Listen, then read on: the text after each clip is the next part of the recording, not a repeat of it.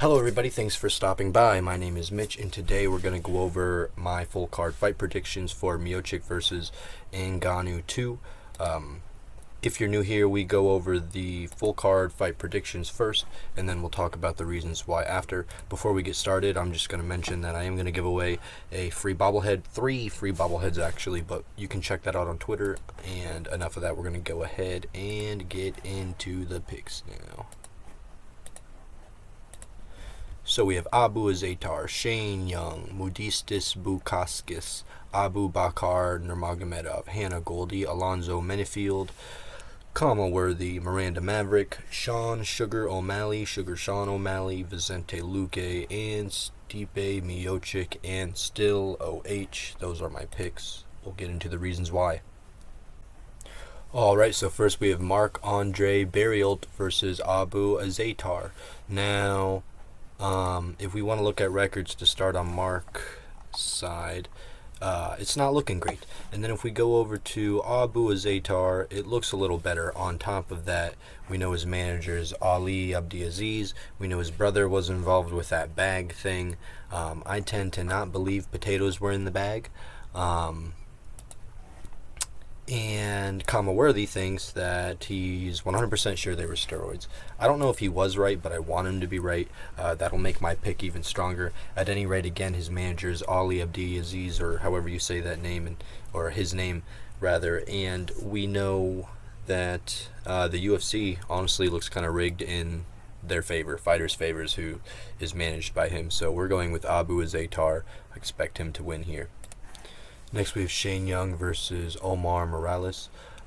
If we look at Shane Young's side, his most recent loss is against Ludovit Klein, and we're not sure how bad of a loss that is yet. Still a very new fighter. Still need to figure all that out. On Omar Morales' side, with Giga, we know that that's a not too bad of a loss. Giga seems to be on a tear. But at any rate, I am going to go with Shane Young. I know it's 2021, but I'm still going to go with age plus City Kickboxing affiliation. I know they haven't had the best year, but we're going to go with Shane Young. And just for the age reference, Omar Morales, he's not that old. 35 is not too old to be a fighter, in my opinion. But I do think Shane Young is going to edge this one out personally. But that's just me. Alright, next we have Modestas Bukauskas versus Michael Oleksiejczuk. Now, both of these fighters' last losses to Jimmy Crute. On Lord Michael Oleksiejczuk's side, we have a loss to Jimmy Crute as well as OSP. This one is honestly just because I felt like Michael's opponents that he had beaten looked more like tomato cans. Exhibit A and Exhibit B. If we look at Modestas' side, his last win in the UFC,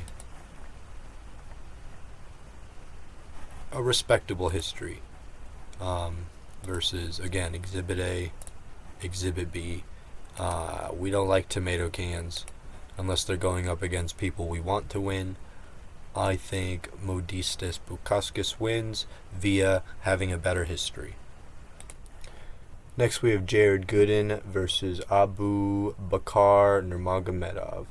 Now if we look on Jared Gooden's side, his last loss is to Alan Jubin by a unanimous decision. And if we look at Mr. Nurmagomedov's side, his last fight was a loss to Triangle Choke. Now, it should be alarming that we're seeing someone affiliated with Khabib losing on the ground to David Zawada. I'm not too sure how great he is on the ground, but if you look at his track record, I mean, that just looks like a really bad loss, especially on the ground. At any rate, since we have Jared being able to, lose to Allen from a unanimous decision, we're going to assume that if you're affiliated with Khabib, you're able to grind it out and win by unanimous decision as well. So we're going to go with Abu Bakar Nurmagomedov on this one. Next, we have Jessica Penn versus Hannah Goldie. This kind of seems like an out with the old, in with the new situation. If we look at Jessica Penn's side of things, we have 38 years old, a 3 fight loss streak. Here we go most recently to Danielle Taylor. And if we look at Hannah Goldie's side, it's kind of the opposite. She looks like she has a fresh career, a fresh start. I'm sure the UFC wants her to bounce back here, so that she can be a prospect. We also see that she's fought in the flyweight, listed as flyweight, whereas Jessica Penn is listed here as strawweight. So I assume she'll be the smaller woman in there. Jessica Penn, that is. I'm not sure what weight class they're fighting at, but at any rate, I imagine Jessica Penn being the smaller woman overall. I could see a unanimous decision going for Hannah Goldie. Next, we have William Knight versus Alonzo Menifield. This is one of those fights where I feel like experience is just going to come through. Here we have William Knight's side. He's on a good win streak. On Alonzo's side, we have a loss to OSP, respected OSP, and Devin Clark. And if we look on Devin Clark's side, he's been in there with Anthony Smith, Ryan Spann, Alexander Racek, Jan. So, tough competition. He's experienced. He's been there. I don't think that is a tough loss. I think that experience will trickle down into Alonzo Menifield, and thus he's going to beat William Knight over it. But I'm excited for this fight. I feel like this one could really go either way, but I'm going with the experience in Alonzo Menifield. Next, we have Jamie Mullarkey versus Kama Worthy. Now, I've got to admit, I am quite a big fan of Kama Worthy, but we'll go into this at any rate. We have Jamie Mullarkey, who is new here, 26 years old. He's young. He is kind of on a loss streak here. And on the other side, we have Kama Worthy. Now, we mentioned earlier how Kama Worthy was kind of mentioning that he thought steroids were in the bag. And while that might seem like he's complaining or whining to some people, to me, I see a competitor.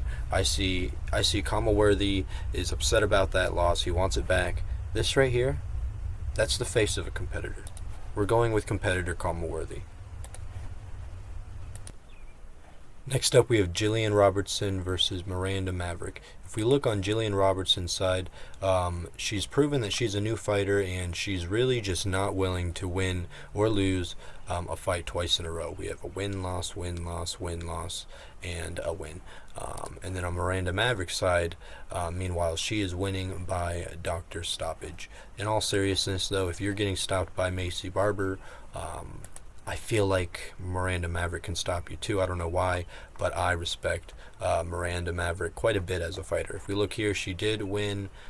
She does have a win over Pearl Gonzalez in a unanimous decision. If that means anything, considering Pearl did just beat Jillian in a grappling bout. Now, I know it is grappling, and that's different, but it's also competing if you want to think about it like that. Maverick beat Pearl Gonzalez in a competition, and Pearl beat Jillian Robertson in a competition. Take that how you want, but I'm going to go with Miranda Maverick here. Both of these fighters are young, 25, I think 23 on Miranda Maverick's side, but at any rate, we're going with Miranda. Next, we have Sean O'Malley versus Thomas Almeida. Now, the first thing I want to bring up, if anyone can answer this for me, is this correct? Is Thomas's reach actually more than Sean O'Malley's? That doesn't seem right. At any rate, this kind of feels like somewhat of a coming back party for Sean O'Malley, and a farewell party for Thomas Almeida. That's kind of how the tone's being set, although I almost feel like Marlon Vera, you could argue they were trying to have Sean O'Malley climb off of his name as well, but I do see Sean O'Malley winning this one. I just think his striking is going to be a lot better. I see him catching Thomas Almeida eventually, maybe a second round finish. Alright, next we have Tyron Woodley versus Vicente Luque, and I'm not going to lie, this one is a little sad. Tyron Woodley, the previous 170-pound champion.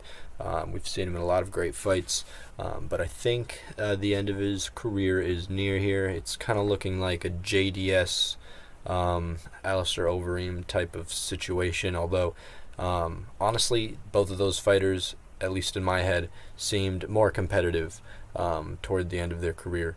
It looks like really all you have to do here is have enough heart, and you'll beat Tyron Woodley if you weigh 170 pounds. And I imagine Vicente Luque is going to have enough heart. That's kind of how I see this fight going. I see Vicente Luque being able to grind it out or win by striking, or at any rate want to be in there longer and more. I don't think Tyron Woodley is going to be willing to stay in the cage as long as Vicente Luque, and I don't think he's going to get that classic knockout Tyron Woodley punch that we are used to seeing. Not as of late, but in the past. So, at any rate, we're going with Vicente Luque. Alright. Whoops.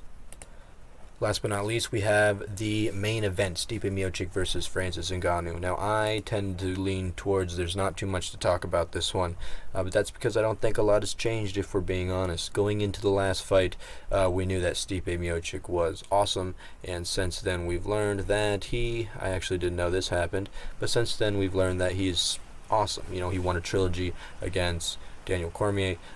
I imagine all of his skill sets have gotten more sharp. The one thing you could say is maybe age and getting clipped. You know, how's his chin doing, things like that. On the other end, we have, talk about them in a sec, on the other end we have Francis Ngannou. And since his loss, we learned that he was scared of Derek Lewis, but that was kind of a weird thing that I feel like we all kind of look past now. But since then, we've learned that he's got heavy hands and he knocks people out. I mean, this is literally 2.5 minutes worth of fighting, so I don't know what to take from it. But the one thing I do want to point out is last time this was the feel going in, at least according to Tapology, and from what I see, I feel like this is kind of the same tone I'm getting. If anything, I feel like even more people are leaning towards Ngannou. So I really feel like this is just something to keep in mind, especially if you're parting ways with your money. At any rate, be careful if you are parting ways with your money. I know I will be, and it will be in the direction of Stipe Miocic. But those are my picks. If you made it this far, thanks for watching. Please comment, subscribe, follow, hit the bell, all of that stuff. I would appreciate all of that. Really, a comment I would appreciate. I think I've gotten one comment out of all the videos. But yeah, thanks for watching. We're going with Stipe Miocic, and I will see you guys Saturday. Peace.